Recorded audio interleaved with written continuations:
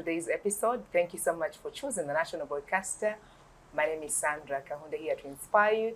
And of course, this is the Entrepreneurs Hub, as we help you grow your small and medium enterprise. Well, today's episode is quite interesting.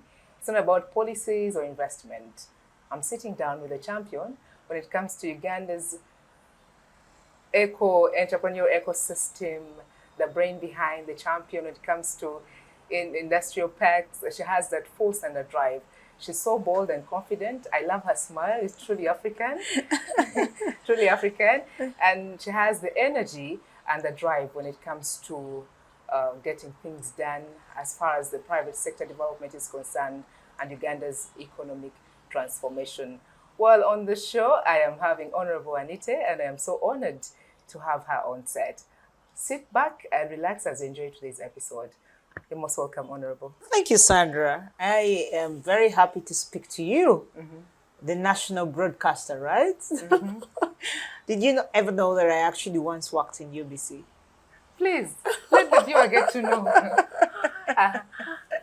That was way back. That was when I was just 2008 to 9. Then I just resigned in time to go for elections. Yeah, so I was not working on the television. I was working on the radio. Yes. 2008 to 9. Yes. When I was just I graduated in 2008, so just before graduation I started working there. But anyway, thank you for the very good compliments that you gave. I didn't know that I was a champion for industrialization. I think I'm just following the lead from the president because he's actually my teacher as far as investment, attraction, facilitation, and even doing the investment for myself. I just got motivated and inspired with the way that he was telling us how we can get out of poverty. And so apart from being the Minister of Investment, I'm an investor myself. And so I love it because I've listened carefully in the areas of investment, which can give you quick returns. And I would tell Ugandans that why not? It is possible to do it. One of them is manufacturing. Just to introduce for you to know, I manufacture textile and cosmetics. And then the other sector, of course, is service sector. So I'm in the hospitality industry, running two chains of hotels. So, but that makes me to love investment and speaking about it, and also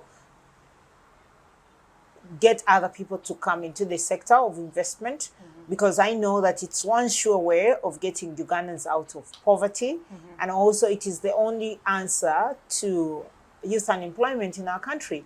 And I would tell you with statistics that it has worked so well to the extent that we now have 54 factories in the manufacturing sector. And that alone has created 1.2 million jobs, which jobs are more than the public service jobs of 490,000 jobs. So manufacturing creates more employment opportunities than the public service jobs. Wow.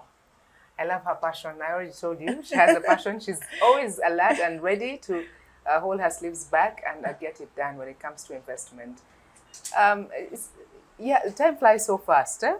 Seeing you swearing, remembering those moments. You were so young and you're still looking so young. Oh, thank you, Sandra. Is it because of the hard work? You're always out working? I think it's having an internal happiness. If you're happy, you are definitely going to keep young. And what you eat, you have to watch what you eat. You have to work out. So I go out and do the workout every evening. And I keep myself happy. I don't allow negative energy to go in and sink in me. Because, I mean, I just discovered that people will be your friends only when you show to them that you're happy. But when you show to them that you're sad, things are difficult, they run away from difficult things. Nobody wants to associate with bad things. So you always find me smiling, even when something is paining me somewhere or something is not right somewhere. But I have to keep happy because I know happiness attracts other people to you. Yes. Wow, amazing. And it keeps you young. Then you don't get the wrinkles. That's the secret. That's a secret to a beautiful smile. Now, well, Entrepreneurs Hub helps the entrepreneurs out there get to understand how they can excel in doing business in Uganda. Just briefly describing the climate, the investment climate in Uganda at the moment. Oh, so Uganda is the best destination for you to be able to get huge returns on investment. You had the president during the State of Nation address and giving this the statistics, and I would like to repeat or retaliate the statistics that he gave. Now, if you invest in Uganda in any of those sectors that we promote, whether it is manufacturing, commercial agriculture, services, tourism, you are very mineral oil and gas, you're very sure that you would get huge return on investment of not less than 14% of return on investment. Now, this compared to other developed economies, it's so high because developed economies like US, they get return on investment of 4.5%. Now, one would ask, how come that in a developed economy that the return on investment is lower than a developing economy like Uganda? This is largely because we are close to the raw materials. Now, in developed economies, they have to source raw materials from developing economies. For instance, we have a lot of gold here. They do not have gold. We have all these natural resources, so whether it's a forest cover, whether it is agricultural products, whether it is coffee, whether it is cocoa, mention it, whether it is cotton, you're going to have it here. So it reduces your capital apex, the money that you're supposed to invest in getting the raw materials, because you are the source of the raw material. So it makes your cost of doing business easier, and therefore your return on investment higher. Another thing that makes it easy for us, in developed economies, labor is scarce. For us here, unemployment is being very high. Young people being available, very energetic, and also skilled. So it becomes easy for you to be able to get that big margin on return on investment. So there is no better place for you to invest your money in the world other than Uganda, because the return on investment comparable to all the other regions, all the other continents in the world, Europe, US, and Africa at large, Uganda gives you a huge and better return on investment. And additionally to that, you're close to the market where resources are scarce. So when you have scarcity of goods and services, your demand goes higher, and therefore you also sell it at a higher rate. So Uganda, seated in an area where it's neighboring a population of 300 million people. So you have access to market. That is demand for your product. So if you're an investor, you're in Uganda, you want to get proper and maximum return on investment, then the best and sure place for you to invest is Uganda. And I've given you the factors that make it easy. And for us here, we have addressed the issue of one of the factors of production, which is land. Land is available, and we give it to manufacturers for free of charge. So they wouldn't have to be worried about that, because from the first year of your business, you're sure that you're going to actually start getting return on investment because you have not invested on land.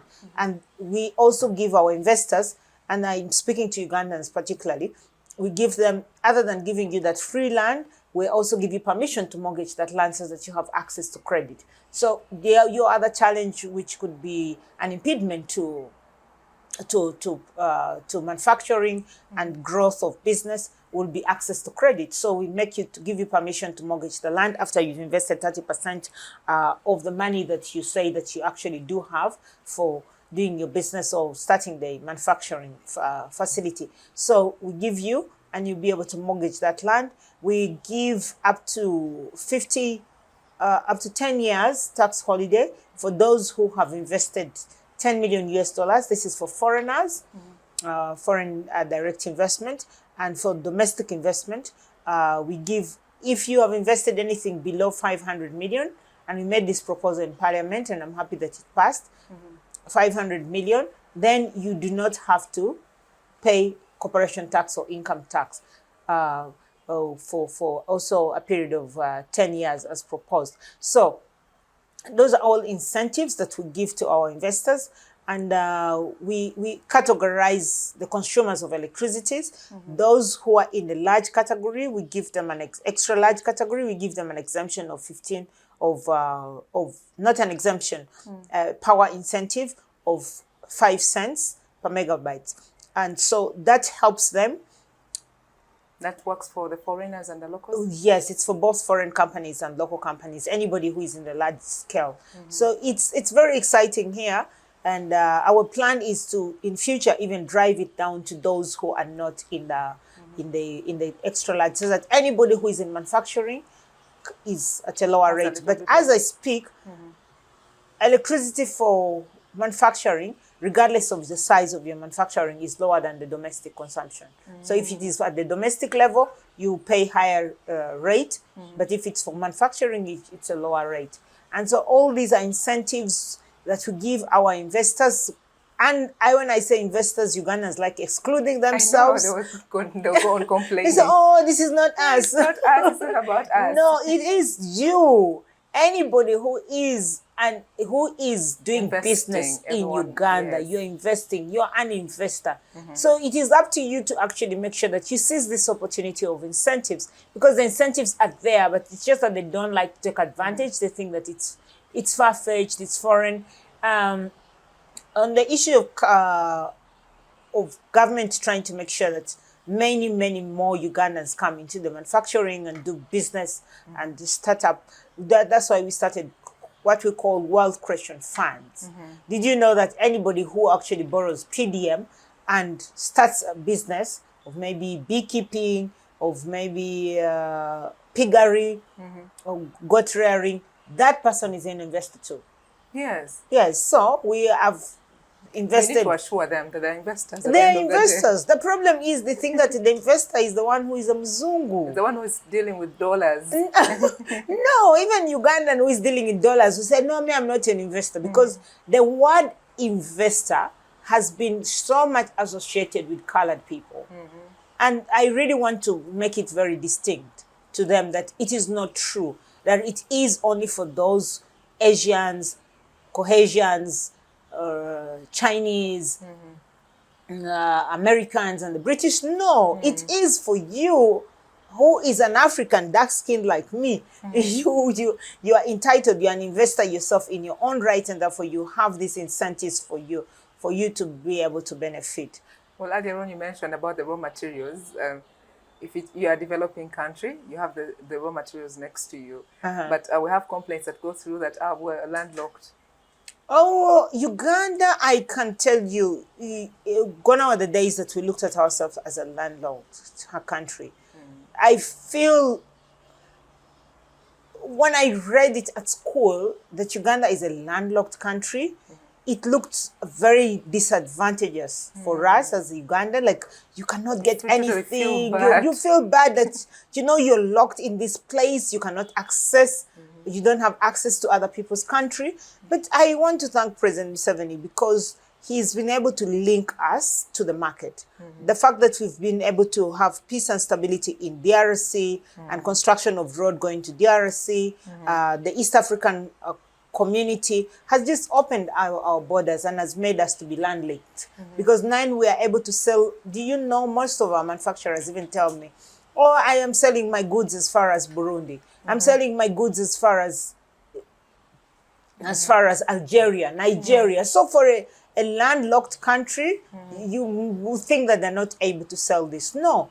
Yeah, the world becoming a global village increasingly, and with technology and with transportation, logistics, having rail transport, having water transport, having air transport, it's becoming increasingly easier for Ugandans to be able to trade with the African community, East African community, the regional, the African continent of 1.4 billion people, and also with the Europeans and the Americans. If you see the trade balance between Uganda and Europe, the statistics of this year shows that actually we have surpassed them. So we are exporting more to their market than them exporting to our market. That means that we are increasingly getting linked, and it is we just great. have to be optimistic. Yes, great things are happening in our continent. Great things are happening in our country. We've got to be, apart from being optimistic,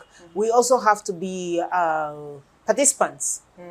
because the problem is that we have so many passive people who are just spectators and they're watching others doing this. I would really like to echo this through the national broadcaster that Ugandans who are out there, don't sit back. Even if you have only 100,000, you can multiply this money and be able to become the billionaire that you want to be. And invest in something. Exactly.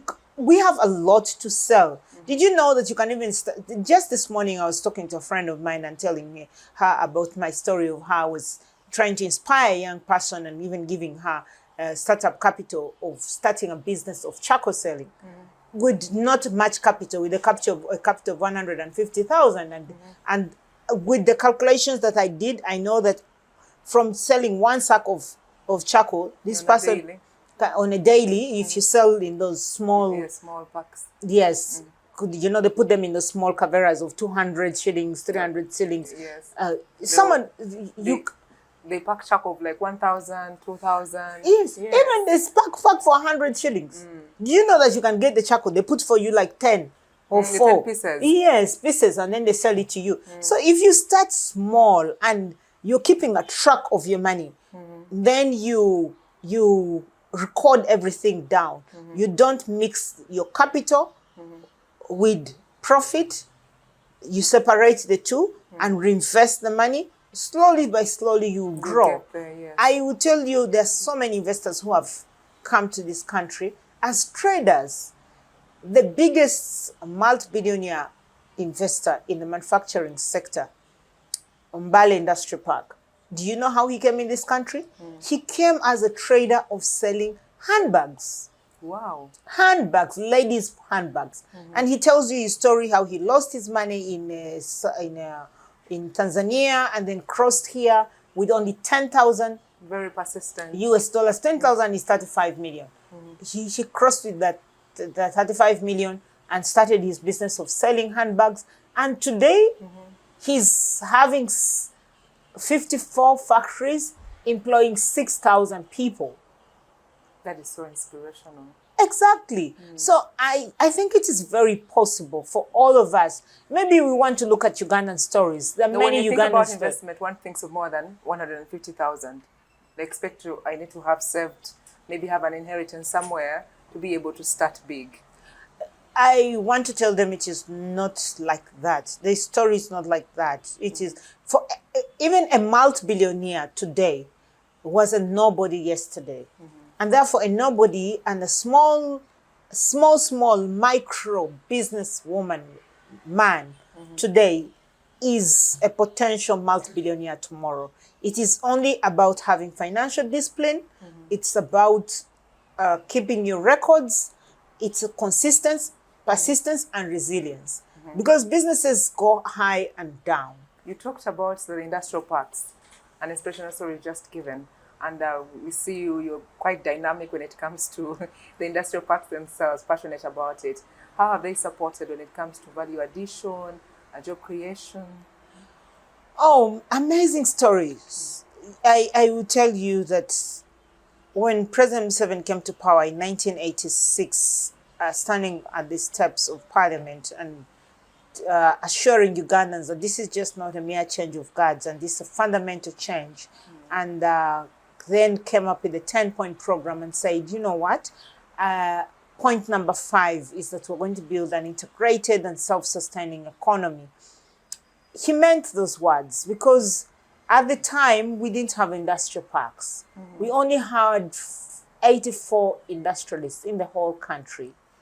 And these were largely government-owned industries or companies.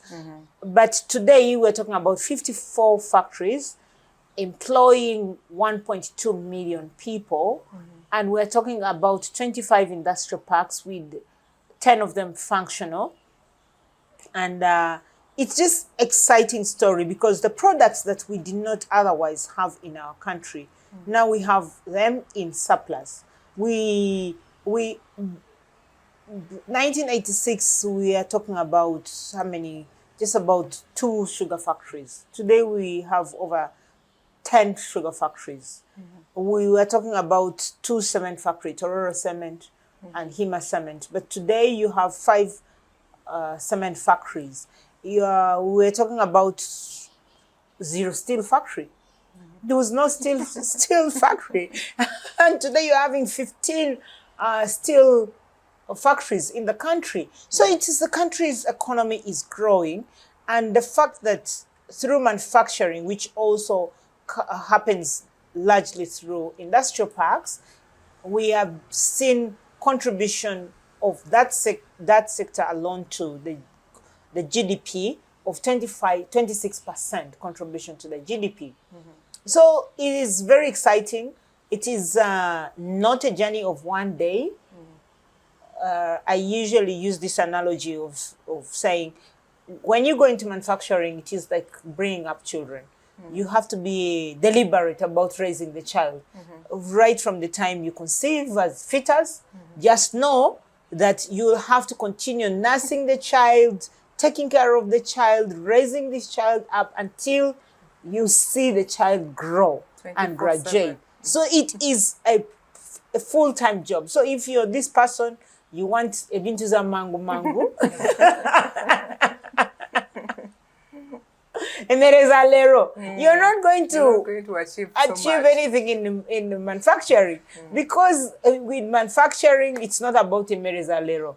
It is something that you have to nurture and nourish and consistently invest in and put your energies to grow. Yeah, I can confess that it's not an easy thing, but it is a doable thing. Yes. Well, on the lighter note, they'll get to know that you also called a Kiki on the other side. Oh, well, good to know you're still watching. You've just joined us. This is Entrepreneurs Hub. We're having a wonderful time with the Honorable here and helping you grow your small and medium enterprise. The other challenges, you talked about the incentives that also work for the locals, away from the complaints that come through, and the PDM that has come for us. The challenges I also speak about is that you cannot go back. If you got your share or your portion of the 1 million, you're not eligible to go back and request for more money. How are they going to be supported? Well, look here. This is the third year that we are giving out money. The target is that every household should benefit from this money. And in a village, a parish would be comprising between 5 to 7 villages. So if in year 1 we have given you, Sandra, then year 2 we have to give to Anite. Then year 3 we have to give it to Betty. So you have got to rotate it like this, as opposed to giving it to Sandra and all the time you come. So we expect that it's a startup for you, that you who was not in the money economy has now gotten into the money economy. You have had the capacity to repay that 100 million, that's 1 million. Then start off from there and go by yourself, because it's like a startup capital. Even if I've cleared the 1 million. Yes, you've cleared and now you have money. Now you have money. It is believed that you now have money. You don't come back. You now graduate from the 1 million. If you're a serious business person, the 1 million will now not make sense to you. Because after 1 million, there are people who have testified that their 1 million has multiplied to 25 million. Wow. Yeah. During these tours. So, therefore, they would not see any need of going back for 1 million. Now, where are they going? They're now starting to eye Imyoga. Imyoga gives you more than 1 million. After they've surpassed Imyoga, which is at the constituency level, you remember they've started at the parish level. Yes. Now they can go to the constituency level. After the constituency level, you can now go to the national level, where you are now getting from UDB, because your capacity has grown bigger. So you're able to have access and muscle to be able to access a lot more money than the 1 million shillings. Okay. So it's a capacity building. Good clarification for the entrepreneurs out there. If you've already started, you got an opportunity, then grow. Chance for another person as you also grow. Yes. Well, great talk we're having here. And maybe for the knowing that Uganda has the youngest population, how is the ministry, your ministry, supporting the young people, the young innovators, especially the ones who are just starting up? Now, That's why our president came up with the Science and Technology and Innovation Ministry, a whole ministry to harness those young people's talent. So it is existent, and we finance it. But other than through the ministry, the president started the presidential hubs. The presidential hubs are to skill the young people, because the population is huge, young, agile, and if you don't do something about it, you'll have a population bulge crisis. So the best thing you have to do is to harness this population and transform it for a positive agenda. That's why our president started 18 different hubs, actually 20 hubs. In every sub-region of Uganda, there is a hub to get these young people and skill them and give them startup capital for them to start doing business on their own. Yes. Other than that, we have projects like the youth livelihood, which is still revolving.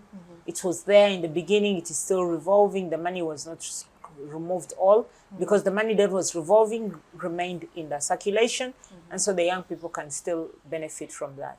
Okay. Well, I know government is fighting the issue of corruption. That is something that the government is always like alerting people that we're fighting the issue of corruption. And we've had a few talks around town when it comes to investors themselves and corruption. How are you managing to curb this as a ministry?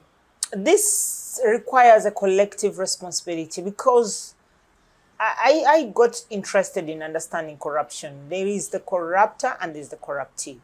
The one who is the corrupter is the one who comes to give you some money. Then there's there is the corruptee, the one who accepts this money. So you actually accept to be corrupted by the fact that they give you this money. So it just changes you and corrupts your entire system. So what we have to do is to, as a country, holistically accept to get out of corruption and keep on the values and the morals and know the effect. I'll give you an example of an investor who would come to do a road project. If there are so many middlemen here, even 1 or 2 middlemen, those middlemen are going to eat the layers of your road. So that's why you'll see that we've done a road, in less than 5 years, the road is already having deep potholes. Yes. Because this man who came with a very beautiful project of saying, I'm going to do a state-of-art road and all this, has had to pay too many people kitu kidogo. Yes.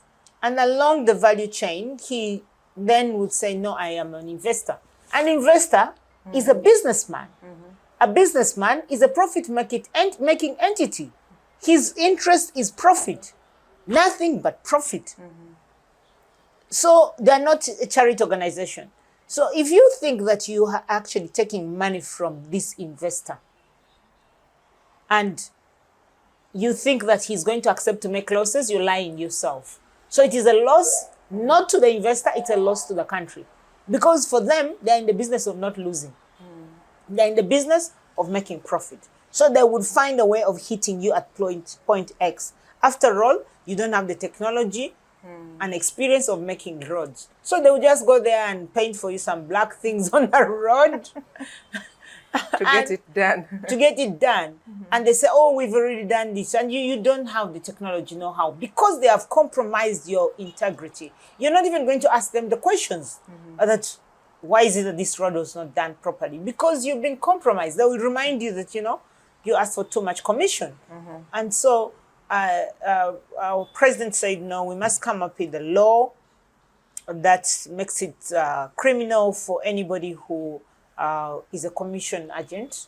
And I agree with him that this law has to come to place, because why should we have people who are asking for commission from people who, when we have all the services free?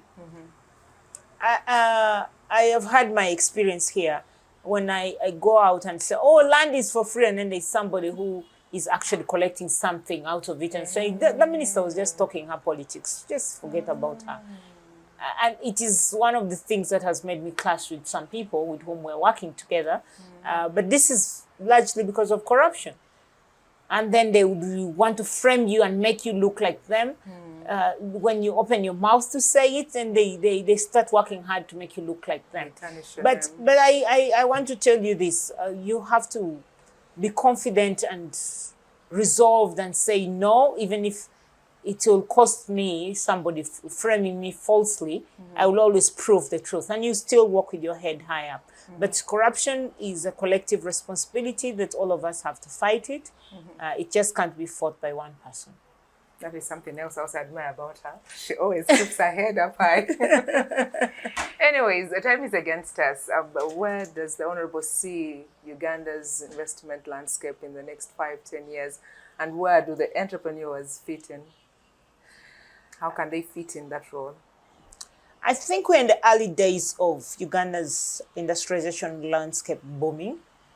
And so I would like to ask those who have already joined the industrialization landscape, like those who are in Chikubo, they were already in that business of offering a service through trade and buying these different products from China, from India, from Turkey. Now they've gone to manufacturing. I'd like to ask them to continue with the manufacturing trajectory, because it is one sure way of them getting wealthy. Like I always say, it's one sure way of becoming a billionaire. And who doesn't like to become billionaire, Sandra? No. I know you, just like myself, you like to become a billionaire. So Uganda is the best place to be. It's a to-be place or to-go place, because you will assure that you will get a return on profit, or return on investment rather, of 14%, and that you are in the best investment destination. You're assured of peace and stability. You're assured of market. Your access to market for you to sell your products. And so what else do you need? You're assured of access to raw materials. Therefore, this is the best place for you to invest your money. Wow. If it wasn't for time, I would really stay here and enjoy the conversation. Unless there's something that is really... no, we've said it all. At heart, huh? Yeah. Okay, greetings from the Honorable to you, our viewer. Oh, yes. Thank you, Sandra. My name is Akiki. For the next episode, she'll have to to have a conversation in that language. Well, it's been an honor sitting down with you. Thank you for making time. You're welcome. And thanks for the good questions. It's been an honor sitting down with the Honorable, shedding light, giving insight on what is being done to have a great and wonderful economy when it comes to Uganda. My name is Sandra. Looking forward to spending more time with you next time, as we have more experts right here and helping you get to know how you can stand when it comes to your business. Keep watching. National Broadcaster having lots of programs lined up for you.